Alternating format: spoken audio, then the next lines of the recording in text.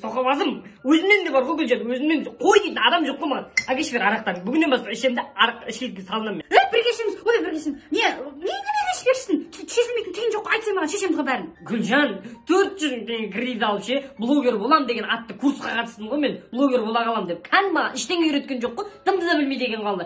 Ақша жоқ, блогер жоқ. Отыр, не істеймін? 2000 теңге бар ма қалтаңда?